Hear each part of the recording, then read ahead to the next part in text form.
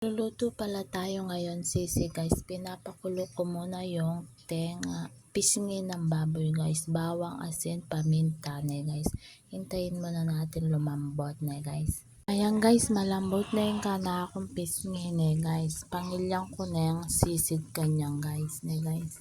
Guys, so lumabas sa sarili niyang mantika ne guys.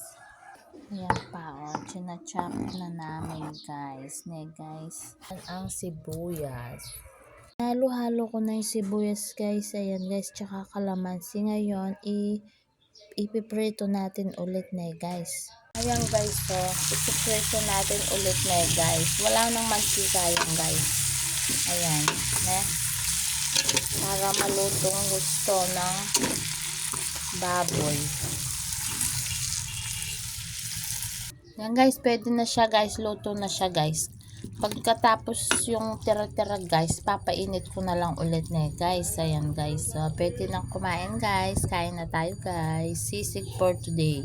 So guys, merienda tamong mani, nilagang mani ne guys. Sarap yan. So guys, migluto ko palang merienda mi guys, pansit canton. Ayan guys, so yung pansit pala yan guys, itang pansit makabaknal, pero manya-manya rin pala guys. Itang 3Q guys, so sibo ako magluto. Ayan no, perfect na guys.